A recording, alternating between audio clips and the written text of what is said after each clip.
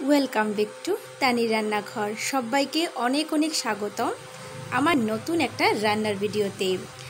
আজকে করলা দিয়ে একদম ইউনিক একটা রেসিপি নিয়ে চলে এসেছি। তো দেখতেই পাচ্ছ তোমরা, আমি প্রথমে করলাটাকে পুড়ে নিচ্ছি। তো 4টা করলা নিয়েছি, তো এপাশ ওপাশ করে আমি উল্টে দিচ্ছি।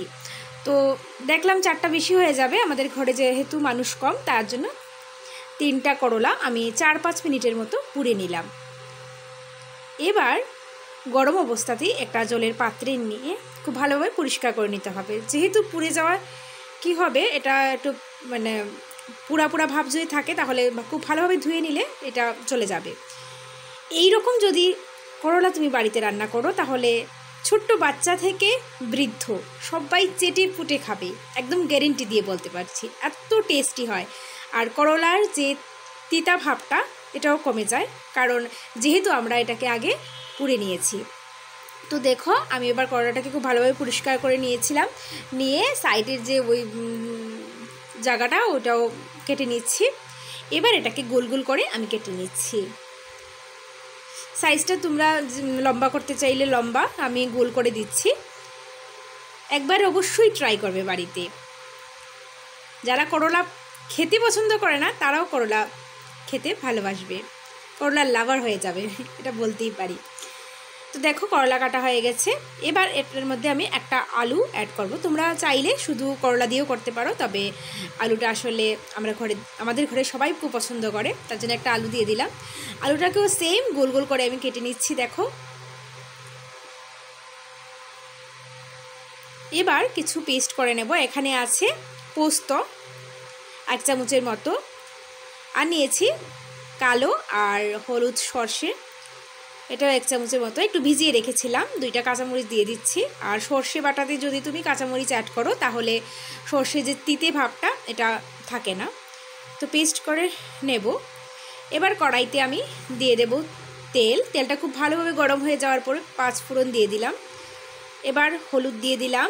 এবার আমি দিয়ে দেব আগে থেকে কেটে রাখা করলা আর আলুগুলোও দিয়ে দিলাম। এবার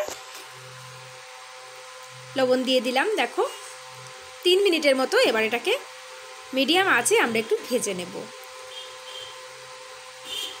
তো দেখো, বেশি লাল করার প্রয়োজন নেই।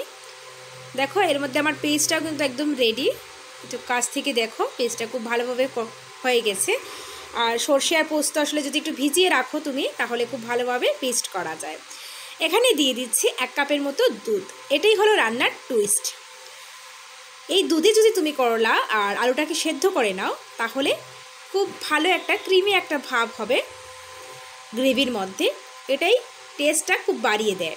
তো দেখো 4-5 মিনিট পর দেখো সর ভেসে উঠছে, এটাই আমাদের দরকার। মানে তোমরা চাইলে এখানে ক্রিম ব্যবহার করতে পারো, বাট ক্রিম তো সবার বাড়িতে থাকে না। সো দুধ দিয়ে এত টেস্টি একটা রেসিপি আজকে তোমাদের দেখালাম, আমিও ঘরে সবসময়ই বানাই।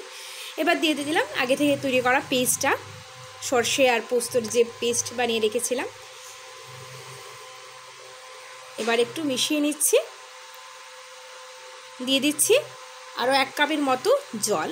তোমরা চাইলে এখানে দুধ দিতে পারো, বাট দুধের যে কাজ এটা কিন্তু আমার হয়ে গেছে, কারণ আমি দুধের মধ্যে সেদ্ধ দিতে চেয়েছিলাম, তো তার জন্য আমি জল এড করলাম। এবার অন্য একটা পাত্রে দেখো তেল দিয়ে দিচ্ছি এখানে বড়ি তো সবাই চিনে থাকবে। আমরা বড়ি ঘরের সবাই খেতে খুব পছন্দ করি। আর যারা ভালোবাসে না তারা স্কিপ করবে, কোনো প্রবলেম নেই। দেখো বড়িটা ভাজা হয়ে গেছে, বাট আমি বলবো বড়িটা দিলে খুব ভালো একটা ফ্লেভার আসে। দিয়ে দিলাম 3-4টের মতো কাঁচা লঙ্কা। তোমরা ভাববে যে এই রেসিপিতে কি কাঁচা লঙ্কা যায়, বাট অবশ্যই যায়, খুব ভালো ফ্লেভারের জন্য দিয়েছি। সামান্য চিনি দিয়েছিলাম। এবার বড়িটাকে একটু ভেঙে দিচ্ছি, যাতে আস্ত দিলে আসলে পুরো ফ্লেভারটা আসে না, তার জন্য আমি একটু গুঁড়ো করে দিয়েছি। দেখো আমার রেসিপিটা কিন্তু একদম রেডি। তোমরা চাইলে নামানোর আগে সামান্য একটু ঘি দিয়ে দিতে পারো। আর দেখো গ্রেভিটা কিন্তু বেশি পাতলা থাকবে না। আর দেখে হয়তো বুঝতে পারছো। নামিয়ে নিচ্ছি।